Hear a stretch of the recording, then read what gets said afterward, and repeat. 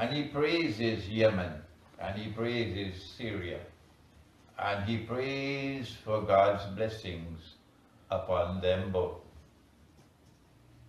Oui, donc l'Arabie est divisée en deux parties, l'Est et l'Ouest.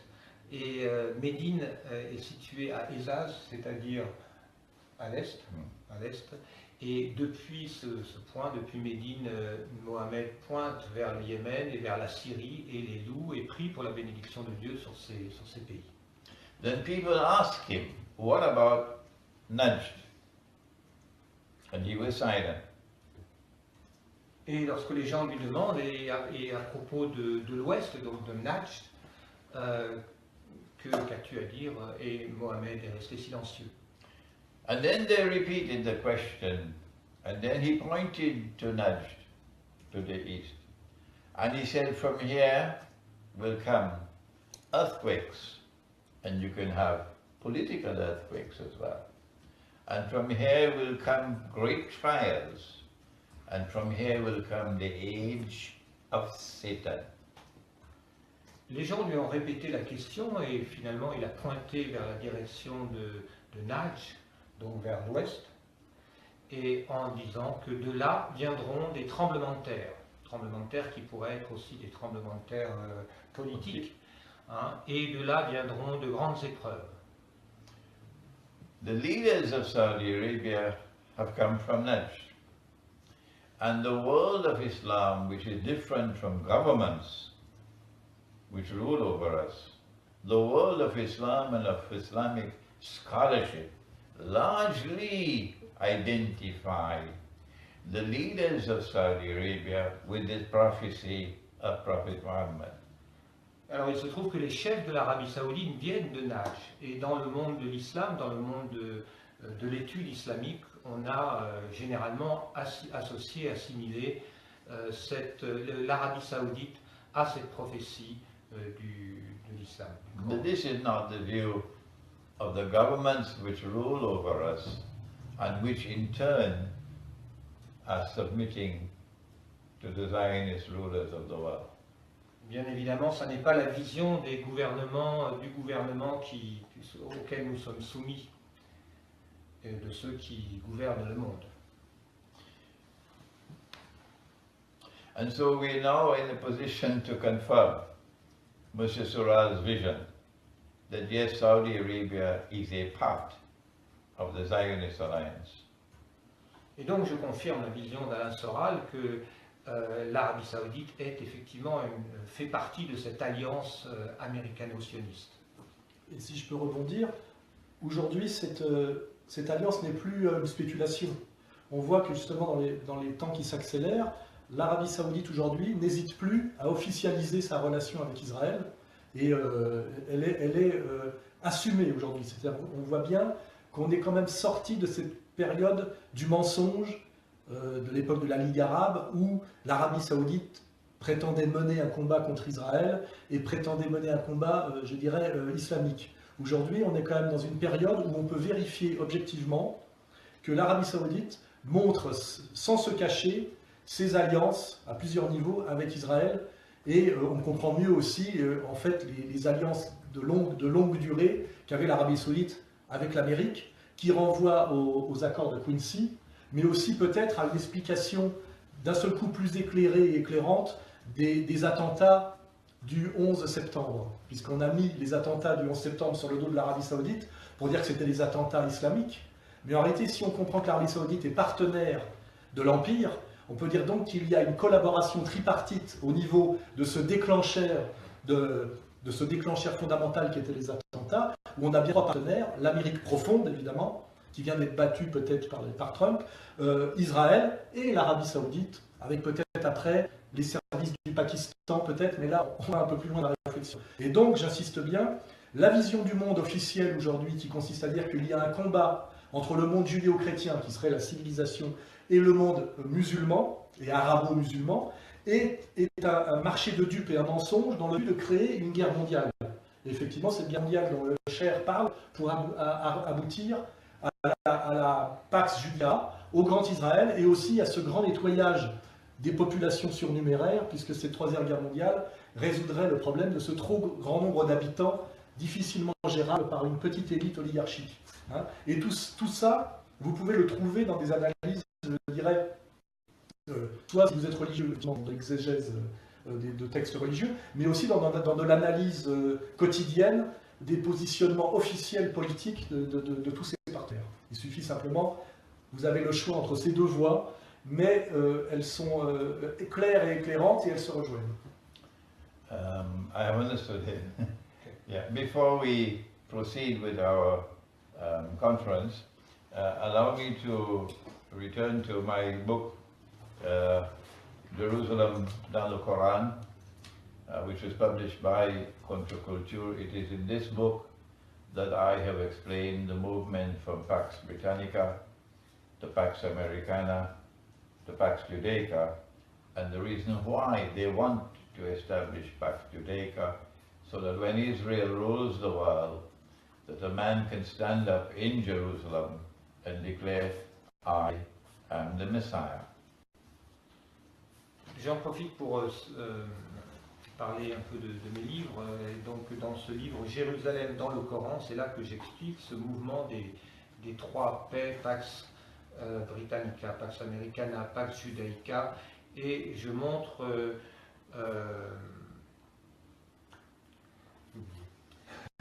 La Nouvelle Ordre mondial ouais, comment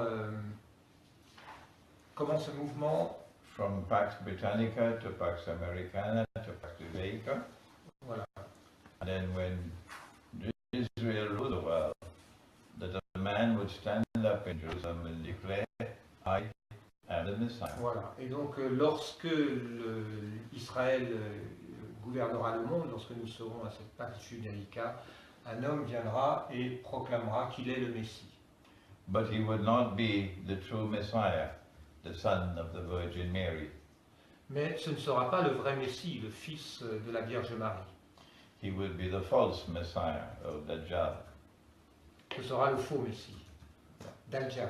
I want to take this opportunity to thank Monsieur Soral and Contre-Culture, who had the courage, the only publishing company in France, no one else would do it, to publish my book on Jerusalem in the Quran in French, and then go on to publish my book on Gog and Magog in French. And then now they've done it a third time. My book on an introduction to methodology for study of the Quran, which has not as yet been released, it's just been published. Again, Contre-Culture has done it for the third time, and I want to thank him and to thank Contre-Culture for what they have done in introducing my books to the French-speaking world. Voilà, je voudrais remercier Alain Soral et Contre-Culture pour avoir eu le courage, et c'est la seule maison d'édition qui a eu le courage de publier mon livre, mon premier livre d'abord Jérusalem et le Coran, dans le Coran, pardon, le second à nouveau par Contre-Culture Gog et Magog, et tout juste publié maintenant une introduction à une étude méthodologique du Coran. Donc je remercie vraiment Contre-Culture pour avoir permis, pour diffuser ma pensée au monde, au public francophone. And I am optimistic that when you study my books on Islamic eschatology, you will find that Mr. Soral has come to the same conclusion in his book, his famous book, Comprendre l'Empire. Et je suis optimiste, je crois que lorsque vous étudierez mes livres, mes travaux, vous découvrirez effectivement et qu'on se rejoint avec Alain Soral qui aboutit aux mêmes conclusions dans son livre Comprendre l'Empire. Merci. Pour faire une remarque de chrétien, parce que je suis quand même un chrétien culturel, pour les gens qui s'intéressent à l'eschatologie chrétienne et catholique, les conclusions sur le faux Messie qu'on trouve dans l'islam sont les mêmes que celles qu'on trouve dans l'Apocalypse de Jean, avec la question chez nous de l'antéchrist. C'est-à-dire qu'il y a bien une convergence sur ces trois religions, que le faux Messie que les sionistes présenteront comme le vrai, est bien considéré chez nous comme l'antéchrist et chez les musulmans comme l'antéchrist aussi qu'ils appellent le Dajjal. C'est-à-dire qu'il y a bien les trois visions eschatologiques correspondent. Le Mashia pour les uns, et bien le Dajjal pour les autres, et l'antéchrist pour les troisièmes. Donc on est à chaque fois, effectivement, dans cette convergence des bons chrétiens, des bons juifs et des bons musulmans, qui doivent s'unir pour lutter contre une alliance de mauvais chrétiens, de mauvais juifs et de mauvais musulmans, et jamais le camp mensonger des judéo-chrétiens du monde occidental contre les éternels méchants musulmans. Qui est ça, et la fadaise que nous vend Éric Zemmour en France, et malheureusement auquel adhèrent, pour des raisons de colère légitime d'ailleurs, notamment des identitaires, etc., et qui pousse à la guerre. On n'est plus seulement un débat d'idées et un débat théologique. Tomber dans ce genre de piège, dans ce genre de manipulation, c'est aller à la guerre et au chaos. If I may be allowed at this time, in the remaining time that we have, to introduce the elections, the US elections, there are lots and lots and lots of people out there waiting to hear our analysis and our response from his viewpoint, Mr. Soral, and from my eschatological response. What are the implications of the results of the US election? Alors, dans le temps qui me reste, je voudrais parler de l'élection américaine, car beaucoup de gens attendent mon analyse, ma réaction, de mon point de vue eschatologique en ce qui me concerne, et d'un point de vue laïque de la part de Alain Soral. And I want to begin by saying that in my view, Pax Americana lost the election. Yes. Alors, je commencerai en disant que de mon point de vue, la Pax Americana a perdu les élections. And as a consequence of this temporary setback that they have encountered, we now have a moment in which there is a window of opportunity for us to proclaim our viewpoint to the world. Et en conséquence de ce recul temporaire de la Pax Americana, nous avons un moment, une opportunité, un moment d'opportunité, une fenêtre d'opportunité pour proclamer notre vision des choses. My view, and I would like to hear whether Mr. Soral shares my view, is that the greatest vulnerability that the United States of America has now in its confrontation with Pax Americana is the US dollar. And the Pax Americana, meaning the Judeo-Christian Zionist Alliance, will now seek to dismantle the US dollar in order to cause runaway inflation in the United States, and then to blame that on Russia, and as a consequence to create or to manufacture casus bellum against Russia. Ma vision des choses, et je voudrais savoir si Alain Soral la partage, c'est que la plus grande vulnérabilité des États-Unis actuellement, ce qui menace cette Pax Americana, c'est le dollar. Car l'alliance, ceux qui veulent amener la Pax Judaïca doivent avant démanteler le dollar américain de manière à créer une inflation aux États-Unis et pouvoir accuser la Russie des problèmes qui vont en résulter, et de cette manière créer un casus belli, un cas de guerre, un prétexte de guerre. And I'd like to hear what Mr. Soral has to say on this subject.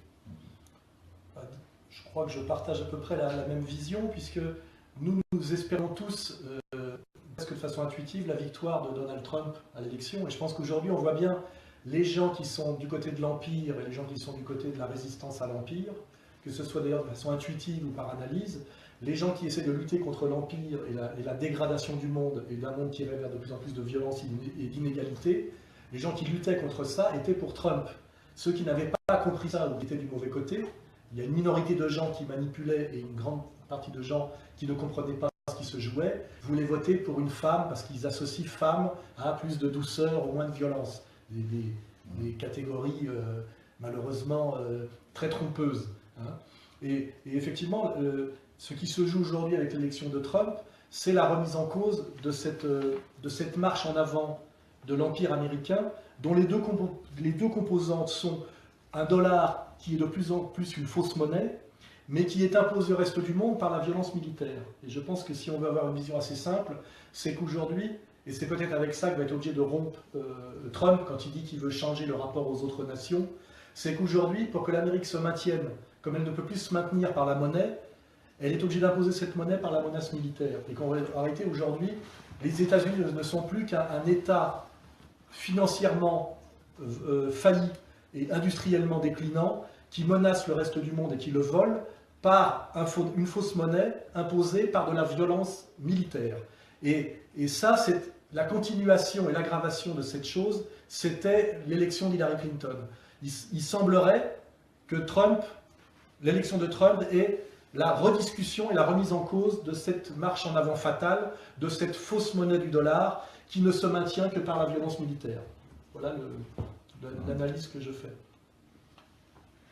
Ok, Donc,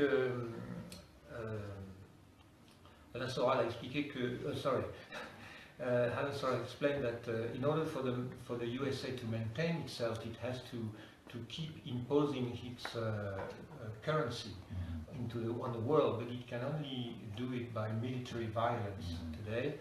And Hillary Clinton's election would have advanced this system, and Trump's possibly, hopefully, Trump wants to change the deal and change this situation. L'alliance, c'est ça, c'est fausse monnaie, violence militaire. Hein. Plus le dollar est faux, plus il faut l'imposer par de la violence militaire. C'était ça l'idée.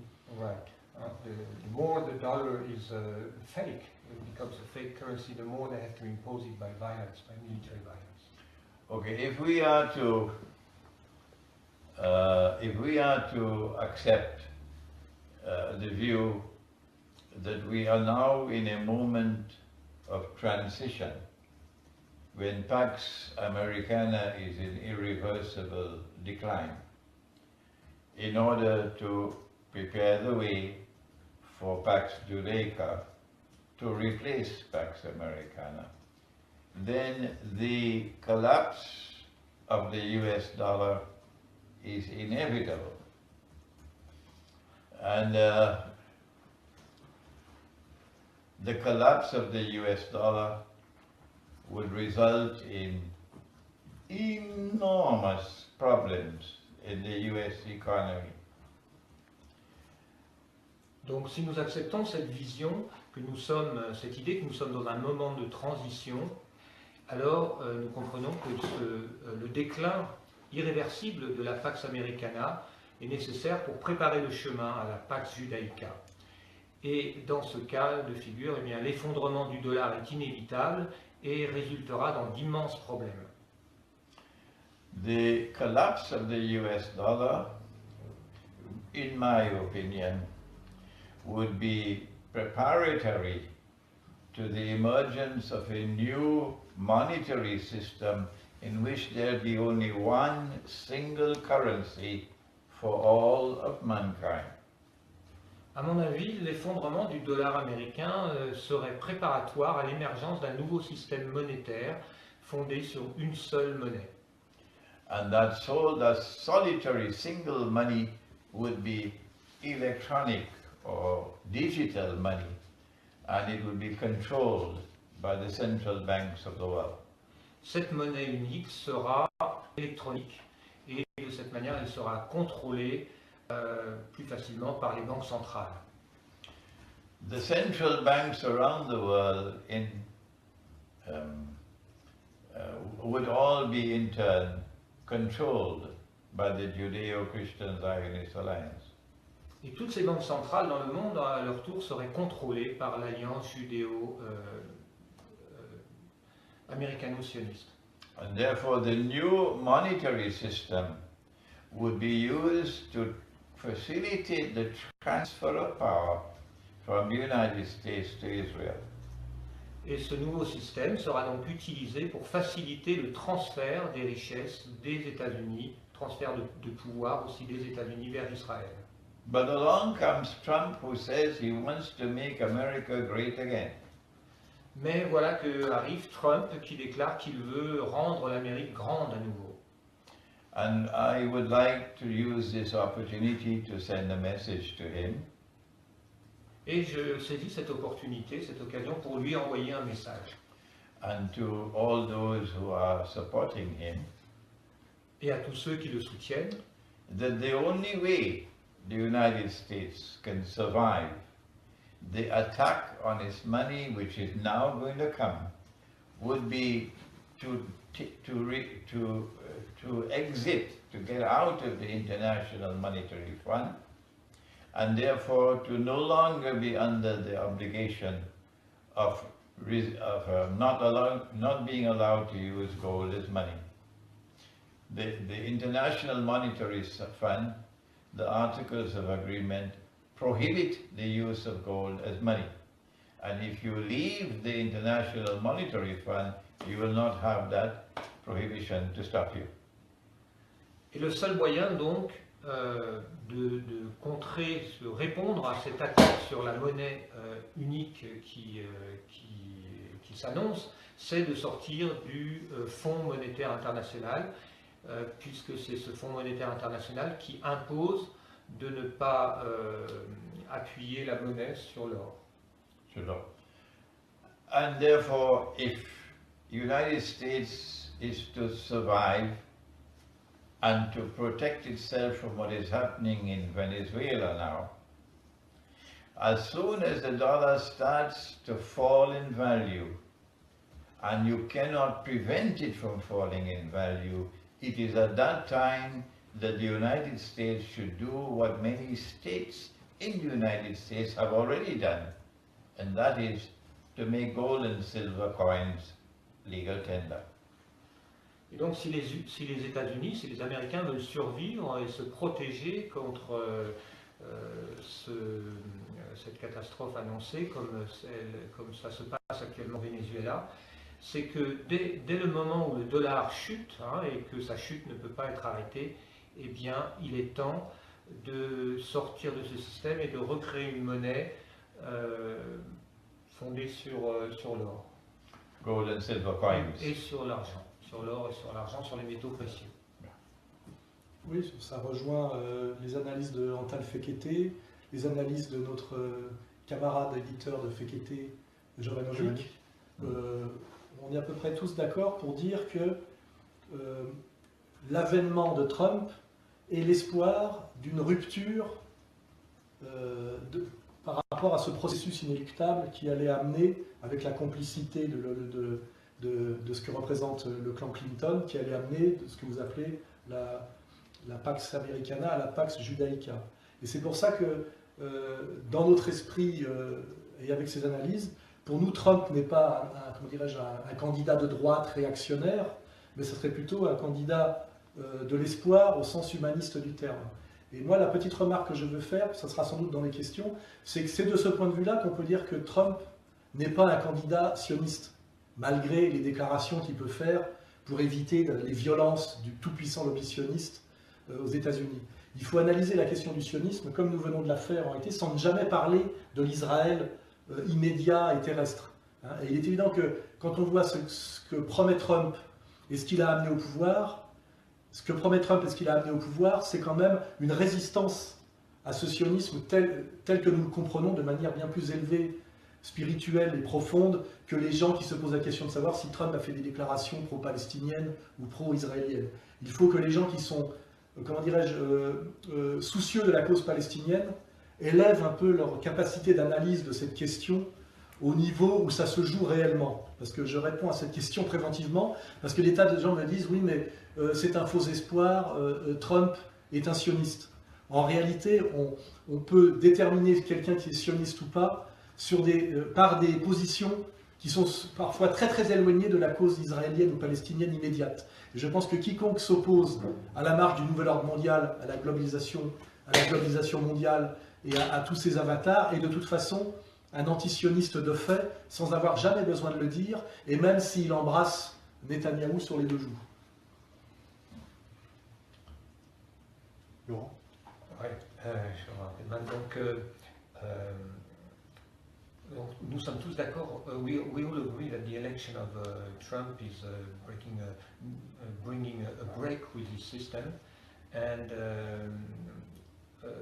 there are different viewpoints. Some people would say that Trump is basically supporting Israel, so therefore he's a Zionist. But in our understanding, Zionist is not limited to the question of Israel or the Palestinian question. It's a much larger question, and from this larger viewpoint, we believe that Trump is more on the line, in line with our vision, and in the camp of opposing this Judeo-American or Zionist alliance.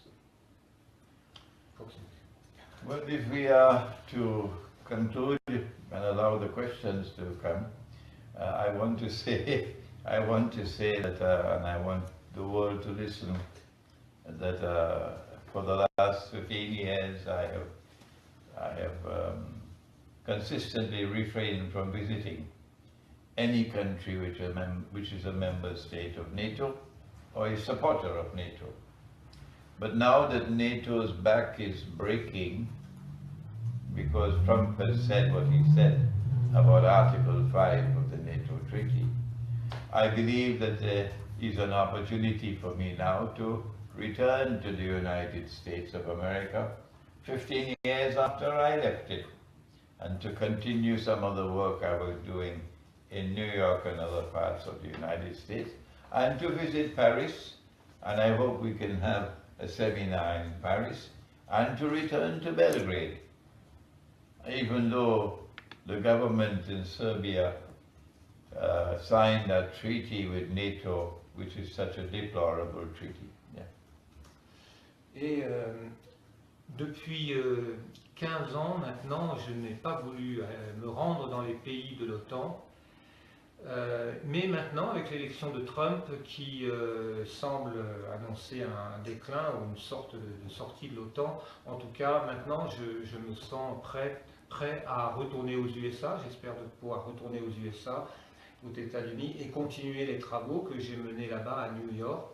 Et aller à Paris peut-être, organiser un séminaire, retourner à Belgrade également, même si Belgrade a signé un traité, s'est allié avec l'OTAN. Ok. Je pense qu'il y a beaucoup de questions, non? Alors oui, effectivement, chers internautes, vous êtes 2000 à suivre ce direct. Alors on va commencer une séance de questions-réponses, donc n'hésitez pas à inscrire vos questions en commentaire sous la vidéo. On en choisira certaines et on les posera à Alain Soral et au cher Imran Hossein. Alors première question. Une question pour Alain Soral. Quelle sera selon vous la stratégie adoptée par l'Empire pour contrer Trump? Je crois que c'est assez évident. Déjà, il faut que les grands électeurs finissent et ratifient l'élection de Trump. Je crois que ça s'est très rarement vu dans l'histoire américaine que les grands électeurs ne suivent pas, comment dirais-je, le vote de leurs administrés. Mais il y a eu des exemples au XIXe siècle, je crois, de grands électeurs qui n'ont pas suivi le vote de leurs administrés. Et il y aurait déjà au moins un grand électeur qui dirait qu'il peut-être ne ratifierait pas le vote. Donc il peut y avoir une première opposition à ce niveau-là. Et ensuite, il est évident que la vraie question, c'est que quand on met bout à bout les discours de Trump, qui sont ces discours non pas avec Hillary Clinton, où il n'y avait aucun contenu, mais ces meetings de campagne, où il y avait beaucoup de contenu politique, il est évident que ce qu'il propose est une rupture radicale avec la marche impériale. Hein, et que forcément, ni Wall Street, ni peut-être même le complexe militaro-industriel américain, ni le puissant lobby sioniste sur l'Amérique, puisque les leaders israéliens se vantent depuis des années de contrôler l'Amérique par le Congrès, par les PAC et par les donations d'argent sur les politiques. Il est évident que les élites oligarchiques américaines ne vont pas laisser Trump appliquer son programme avec le sourire. Il va falloir sans doute qui s'appuie sur des forces puissantes d'Américains patriotes qui le soutiennent. Il va falloir qu'il renonce à certaines choses. Et n'oublions pas aussi que les États-Unis sont le pays où on assassine les présidents et les candidats à l'élection. Et ça, c'est une donnée très importante. Il n'est pas exclu, c'est l'avis des experts russes que j'ai rencontrés, qu'à un moment donné, un type comme Trump, s'il tient ses promesses, soit victime d'un attentat homicide aux États-Unis. Tout ça est à envisager. Oui. You want me to translate? Yes. So the question was, what will be the strategy of the empire to fight against Trump? And Al-Assar's answer was that one possibility, first, it would be that the great electors who were elected, in fact, to elect Trump, I think in December, may change their vote, which historically is almost unprecedented, but not completely. Anyway, the real question is we have to think, if we listen to Trump's speeches, we understand he wants to make a real radical break with the imperial system, and of course we can understand that neither Wall Street nor the Zionist lobby nor the military-industrial complex will let him do that. And we could also consider the possibility that he may be assassinated, because in America he would not be the first president to be assassinated. Yeah, I share the same view. I share the same view, yeah. Alors une question pour vous, Oui. cher. Dans votre livre Jérusalem dans le Coran, vous écrivez que selon Abu Huraira, le prophète a dit « Les drapeaux noirs émergeront du Khorasan et aucune force ne pourra les arrêter jusqu'à ce qu'ils soient entrés dans Jérusalem. » La question est la suivante. Oui. Beaucoup de musulmans croient que le prophète faisait référence à l'État islamique. Quelle est votre analyse? I wrote that book, I wrote Jerusalem in the Quran 15, 16 years ago. And since then my thought has advanced, and this book, most of all, methodology, has caused me to modify my views.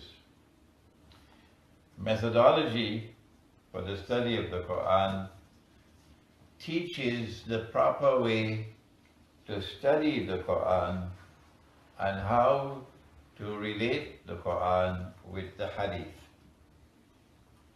Donc, lorsque j'ai écrit mon livre Jérusalem dans le Coran, j'ai parlé de tout ça, mais ma pensée a évolué et donc elle s'exprime aujourd'hui dans ce dernier livre, Introduction à une étude méthodologique du Coran, dans lequel je montre la bonne manière de lire le Coran. The methodology is that a hadith which is in harmony with the Quran would be accepted. Another which is in conflict with the Quran would be rejected. And a third which is neither in harmony nor in conflict can be accepted but will have a much lower status. Alors, dans le Coran, c'est la question de la relation entre les hadiths et le Coran. Hein. Un hadith qui est contradictoire avec le Coran doit être rejeté. Un hadith qui est cohérent, compatible avec le Coran peut être regardé, doit être regardé, et un hadith qui, et les hadiths qui ne rentrent pas en conflit direct peuvent être Neither in harmony nor in conflict. Ceux qui ne sont ni en harmonie avec le Coran ni en conflit can be accepted, peut être accepté but with a lower status. avec un statut inférieur. Now then, the hadith or the prophecy of an army coming from Khorasan, which would be unstoppable until it liberates Jerusalem. I have not been able to find so far that which will allow me to recognize this hadith to be in harmony with the Quran, and as a consequence, I no longer quote it. Alors, concernant ce hadith d'une armée venant de Khorasan. Et qui n'est impossible à arrêter jusqu'à Jérusalem, je n'ai rien trouvé jusqu'à présent qui puisse montrer sa compatibilité, qu'il est en harmonie avec le Coran, et donc par conséquent je ne le cite plus. Alors une question pour Alain Soral. de Gani Guran. Alain Soral, à la suite de l'élection de Trump, pensez-vous que cela peut favoriser Marine Le Pen en 2017, avoir un effet favorable sur l'élection? Ça me paraît évident. Personne ne voulait de l'élection de Trump, je parle du système, hein. Personne ne l'avait d'ailleurs anticipé. Et pour ceux qui ont suivi la nuit électorale, l'effet qu'on a ressenti est assez proche, à une échelle supérieure, de ce qu'on appelait le 21 avril, c'est-à-dire la fois où Jean-Marie Le Pen s'est retrouvé au deuxième tour. Et en fait, l'élection de Trump, c'est un super 21 avril, puisque c'est pas être au deuxième tour, mais c'est être élu, et en plus, c'est pas la France, mais ce sont les États-Unis d'Amérique.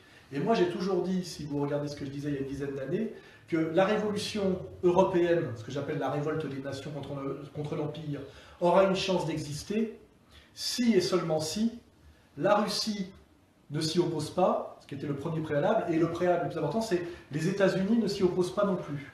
Et là, on est dans une configuration où il y a une espèce d'arc protecteur, presque je dirais de neutralité, où si Trump et Poutine se mettent à discuter ensemble, il peut y avoir une situation de non-intervention et de non-ingérence sur l'Europe occidentale qui peut permettre peut-être aux patriotes, notamment que je représente, et que représente aussi, je dirais, à minima, et faute de mieux Marine Le Pen, puissent enfin, je dirais, accéder au pouvoir qu'ils ont déjà en termes comment dirais-je, de sympathie dans la population. Car on est quand même dans une situation étrange en France, où le premier parti politique est aujourd'hui dans une démocratie du nombre, le Front National, qui est systématiquement insulté comme un parti marginal, alors qu'il est le premier parti de France. Et ça ne peut se comprendre que par la domination, on va dire, américano-sioniste sur la France, et aussi par le jeu pervers joué par l'islamisme. Hein, parce qu'aujourd'hui, l'islamisme renforce une droite sioniste, hein, et même pourrait même pousser le Front National, malheureusement, vers une droite sioniste. Et il est évident, quand on fait cette analyse, que ces deux superpuissances que sont la Russie et les États-Unis, Poutine d'un côté et Trump de l'autre, permettraient peut-être enfin à l'Europe de s'émanciper et de revenir maîtresse d'elle-même. Et en Europe, la France. Et il est évident que le seul parti politique, dans une logique électoraliste, qui peut permettre à la France de reprendre un peu le contrôle de son destin, il n'y a pas d'autre parti que le Front National, c'est une évidence. Et d'ailleurs, quand on fait un sondage en France, qui est favorisé ou par le vote Trump, 79% des sondés disent Marine Le Pen. Donc il est évident que cette victoire de Trump crée un espoir ou une inquiétude de victoire du Front National en France, ce qui n'était pas du tout envisagé avant l'élection de Trump. Aujourd'hui, les impérialistes, on va dire, se disent si Trump a gagné aux États-Unis, Marine Le Pen et le Front National peuvent peut-être gagner en France. Voilà. May I offer a comment as well? I don't want to intervene in the internal politics of France. However, something astonishing has happened in the last elections in the United States. And that is that you have an expression in French called lavage de cerveau, brainwashing. And in the United States, the media, the television, radio, newspapers, have for the longest while engaged in brainwashing the people in order to get them to turn towards the path that the Zionists choose. It did not work this time. They unleashed everything that they had against Trump. They demonized him, and it did not work, indicating that the American people were resisting lavage de cerveau, resisting brainwashing. I believe that the same thing can happen now in Europe. Normalement, je ne veux pas trop commenter sur la politique française, mais je remarque que quelque chose d'extraordinaire s'est passé aux États-Unis, et donc on peut en tirer des conclusions.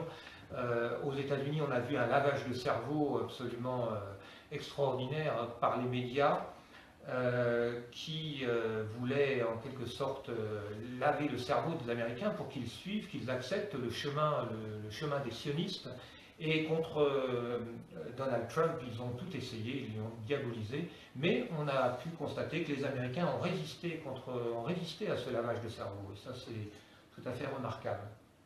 And that the same thing can now happen. Et voilà, et donc on peut espérer que la même chose se passe en France, qu'il y ait une sorte d'immunisation du public. Not just France, Europe. En Europe. En France, donc en Europe.